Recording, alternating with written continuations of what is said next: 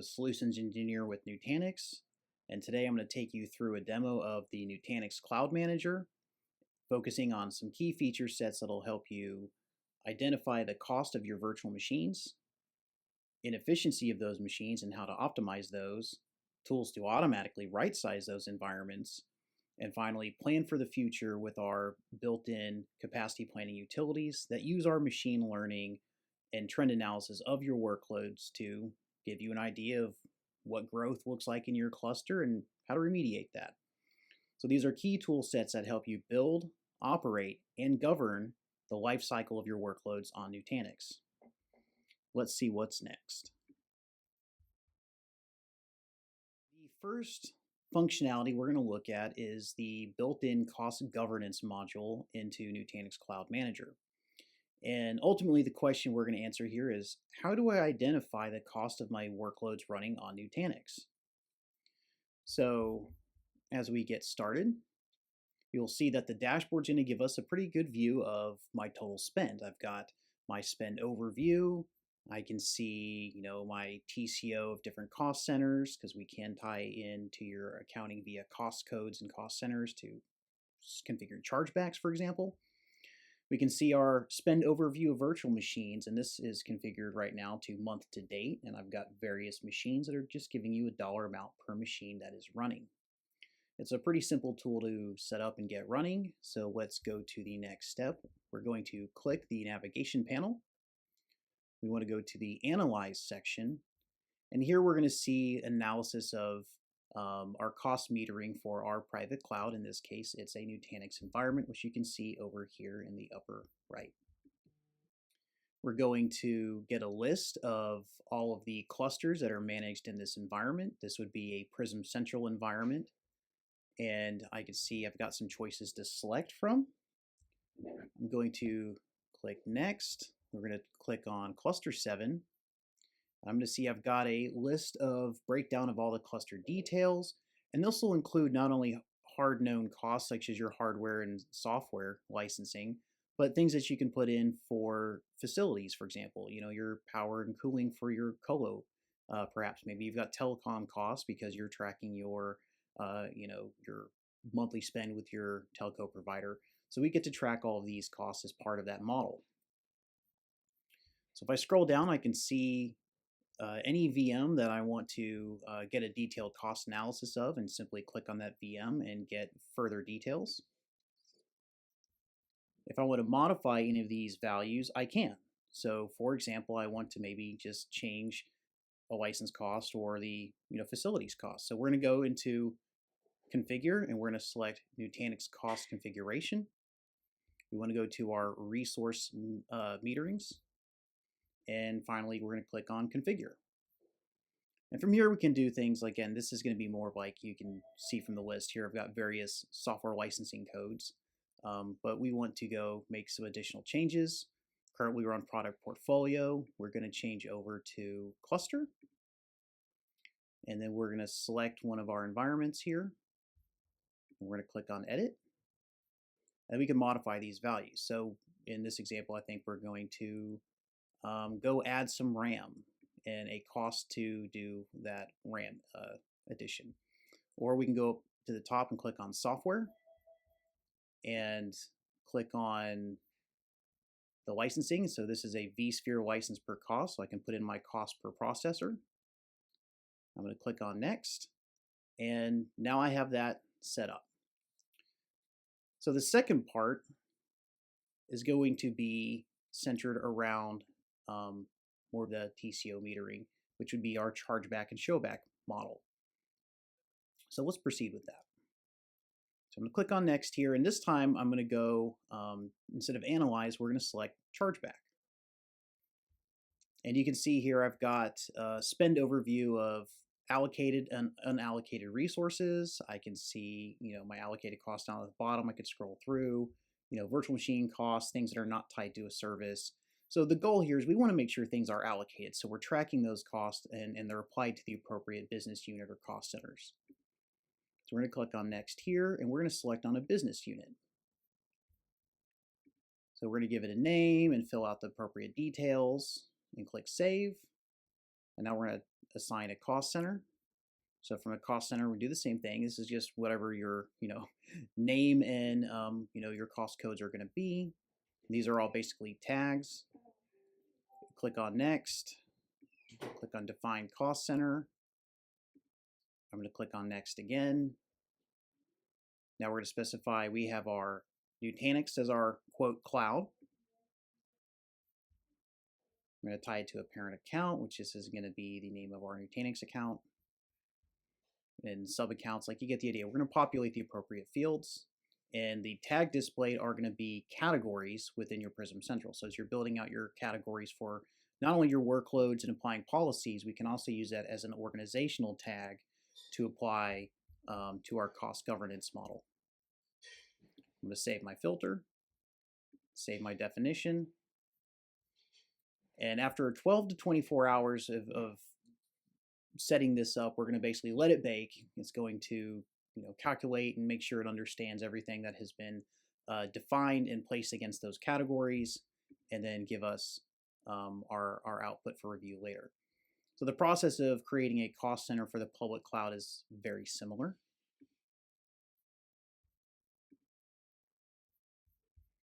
This time we're just specifying the appropriate Azure information.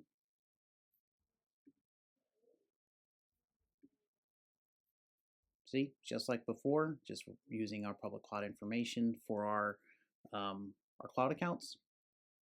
I'm going to save the definition, and just like before, it's going to take some time for us to let that information percolate, and then we'll be able to show you what those outputs look like.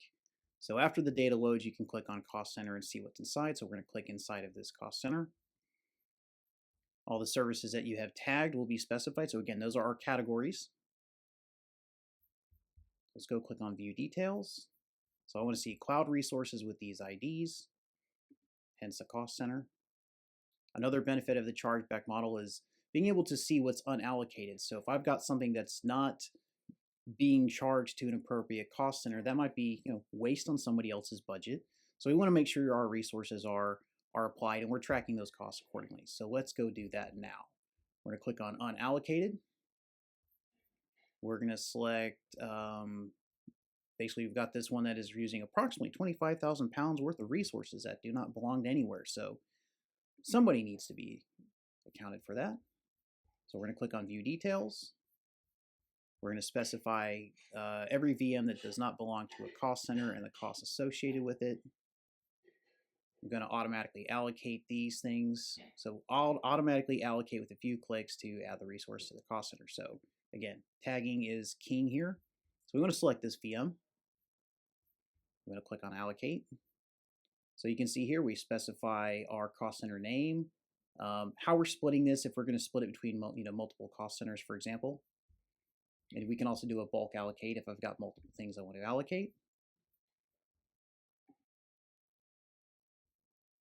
And now that's how easy it is to make sure that you're tracking things to your cost centers after you've configured the cost centers, and show that charge back to those environments or business units, sorry, and making sure that we don't have any unallocated spend on our cluster. We want to make sure those are tagged somewhere. So that hopefully shows you how simple that is to configure those pieces. Off the first section where we identified cost and how to track costs on my virtual machines, we want to understand what my virtual machines are doing and make sure that they are optimized so I'm getting the best bang for my buck out of running those machines on Nutanix infrastructure. So the way we're going to do that is using part of the intelligence operations feature set inside of Nutanix Prism Central, and this is going to be primarily our inefficiency tracking capabilities. So let's get into that. So from Prism Central, we're going to select the application switcher at the top and change it to Intelligent Operations, where we have this whole kind of feature set of tools grouped together. So we're going to now move to the Intelligent Operations dashboard. And we can see here we've got an idea of cluster runway, we've got playbooks that have been running, which is an automation utility, different alerts, impacted clusters, and you just get a kind of an idea of, are some of these automation tools and operations and improvements, are they running, and do I need to take any further actions?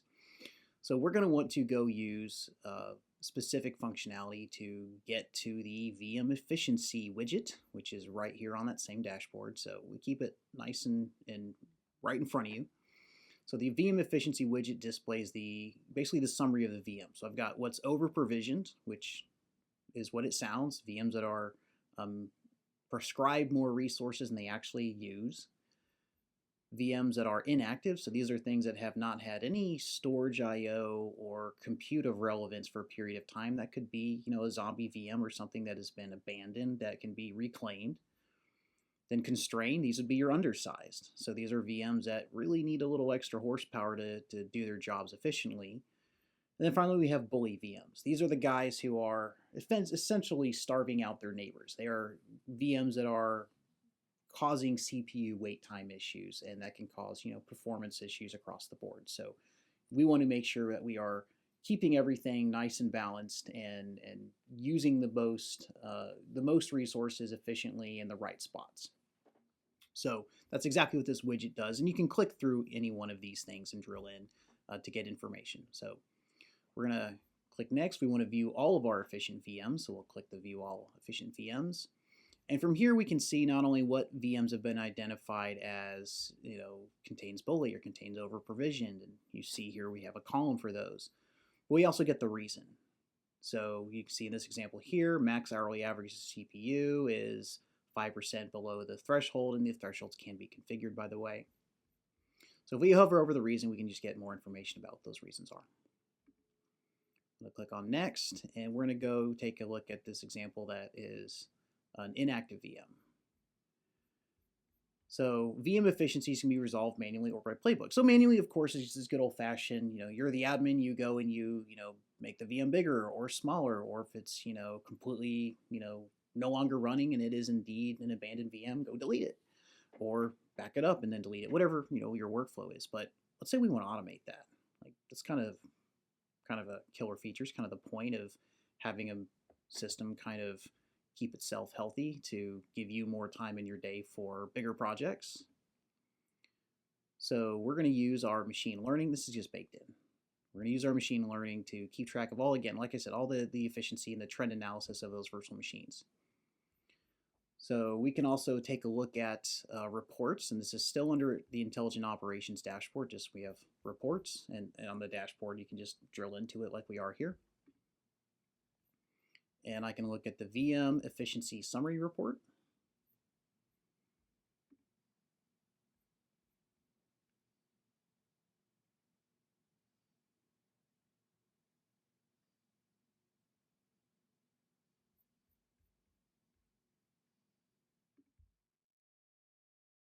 What we've been doing so far has primarily focused around information. And we wanted to see how much it costs to run various virtual machine workloads on our Nutanix cluster. We wanted to see are the efficiencies of our VMs, what's undersized and oversized. We wanted to see some reporting against the cluster itself, like memory of the cluster itself. Now let's do some things that are a little bit more active. We want to actually start to take some actions against that knowledge that we've learned. And we're going to use our playbook system again, but this time we're going to use it to take some very specific steps against those VMs to right-size them. So we're going to remediate. So first things first is we're going to look at constrained VMs.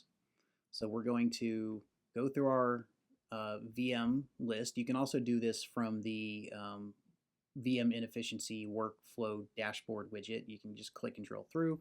But here I've just selected VMs and I've just picked this workflow test. And you can see here he's got some high memory utilization. So 83 point something percent. It's higher than we want, right? We're going to click next here, and we can see that this guy has 1 gig of memory assigned to it already. So we can automatically increment this through our playbook system. And that's precisely what we want to go do. So an alert was generated by the VM. And now we're going to use that playbook. So we're going to go back to our Intelligent Operations dashboard. So go back to our switcher, click that. We're going to select our Intelligent Operations here, click that. And now you can see we're going to actually drill into playbooks and create or manipulate an existing playbook. Now, one thing I wanted to note is you will see a bunch of these system-generated playbooks once that system's enabled. You cannot edit these, but you can clone them and use them as templates to create new ones. So we just want to make sure that they're there as something to either use or use more as a template, which is what most people wind up doing. So here we want to generate a service ticket for constrained VM. So we've got a lot of functionality that allows us to do a lot of neat things, and a lot of things are API driven. So first things first is we want to use our trigger. Remember from before, we start with a trigger or an event. So here we have an alert trigger that is VM is memory constrained. I want to apply it to all VMs on this cluster. I can get granular should I so choose, but in this case, let's show me all of them. And we're going to click on the REST API action. And we're going to configure our API action in the body with, we want our entity name, source entity UUID, alert name, alert UUID, some text, and there's a lot of places to get this information from. We do also have a website, nutanix.dev, that has all kinds of fun playbook and automation things, including pre-built playbooks you can import. So API actions are used to interact with the other services that expose our API. I think we're all familiar with that. So we're going to click next here, and we're going to click our drop down, and we're going to select add memory via webhook. And so now you can see that I have the webhook trigger has been brought in, and we're able to tie this into our ticketing system. And with this, we're able to utilize the ticketing system as a approval or denial. So not only can I utilize the playbook system to automatically increment the VM's memory, which is what we're trying to accomplish here, but I can have an approval chain to make sure that somebody is approving that task. So let's say it's a mission critical set of VMs, and I need to make sure that some sort of business unit owner or manager or whoever needs to approve to be aware, and that's just part of the change management flow. We can tie into your change management workflow thusly. So click on next, and we're going to click on the string parser. And we have options here: JSON, XML, regex. We're just going to keep it simple. It's just going to be a JSON format. And then we have our branch action. So with our branch action here, we're going to basically say, allows us to continue if a condition defined is met. And so we want to only proceed adding memory if the approval via the ticket has taken place. So you can see here's our string parser getting the information we care about, and then our value is approved. So if we click approve from our help desk system, then we will continue to add the via memory. Otherwise, the play action will stop. So we're going to add memory. I want to add a increment of 1 gigabyte for a maximum of 20. You can configure this, so you don't have to go to 20. We'll click on next here. So you can see in our simulated ticketing event, we have our workflow test here, request to add 1 gig of memory. We're going to click on our little ellipses here and click on approve. Again, your system, ServiceNow, whatever you're using, will obviously use its UI. This is for demo purposes. So you can see our ticket status changed to resolved, and our ticket was approved. I'll go back into Prism Central, and we'll click on Plays back in our Intelligent Ops menu, and look at our add memory via webhook, and drill into the VM add memory part of the execution flow. And we will see here that the resultant memory add was 2 gigs. And then we can see what VM it was against. It's against our workflow test VM. And if I go into compute and storage and VMs and go to the VM itself, I can see now that the memory that was once 1 gigabyte is now 2. And so we can see that that was a successful implementation of scaling that VM with an approval chain. So now we're taking actions against the things that Nutanix Cloud Manager can learn about your environment and start to take action and automate it as much as possible, but still have manual intervention where necessary, in this case, an approval chain for like a change management process.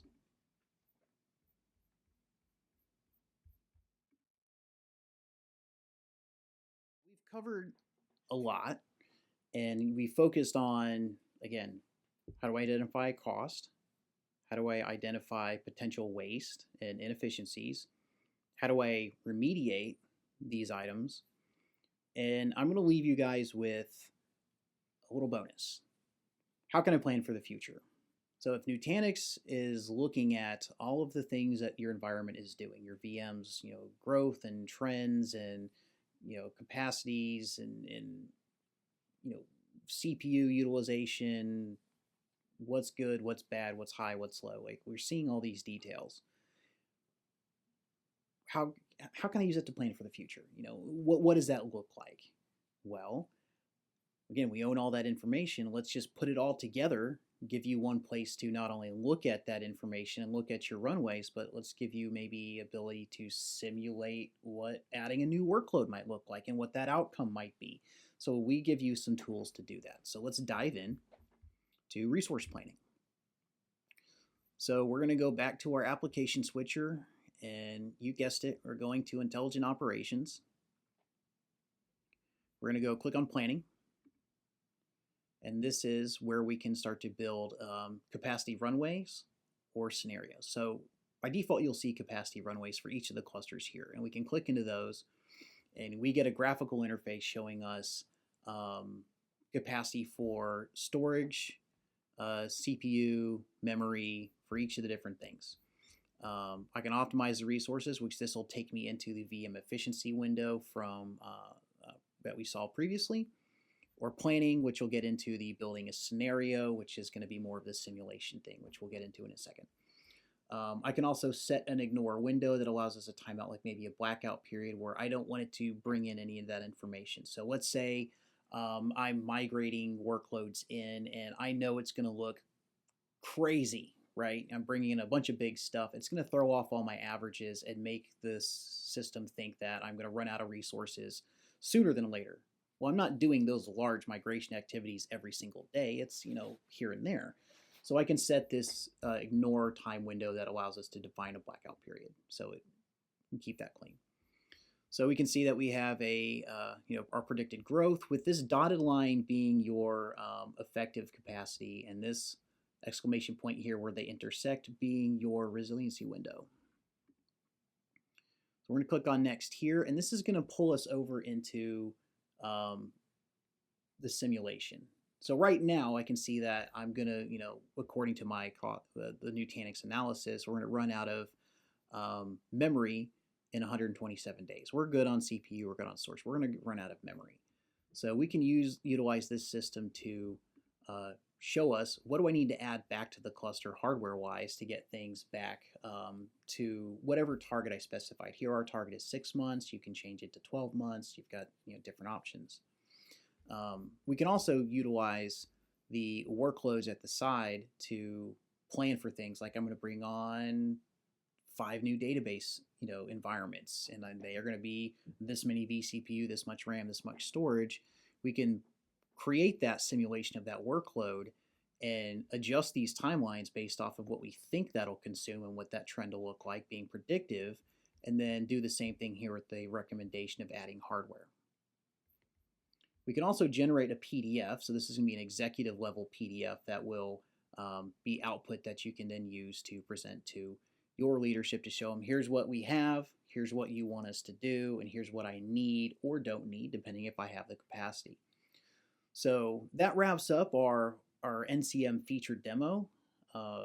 Thank you for hanging out and seeing what we have to see. I think it's a pretty well-rounded set of features that, again, give you more visibility into how your Nutanix environment is operating and giving you control to make sure that you're utilizing everything in a very efficient fashion and making sure that you're aware of what that spend looks like on Nutanix and being able to charge it back to the appropriate business units or cost centers while automating the right sizing. So again, we're trying to keep you guys efficient and lean and mean out in the field.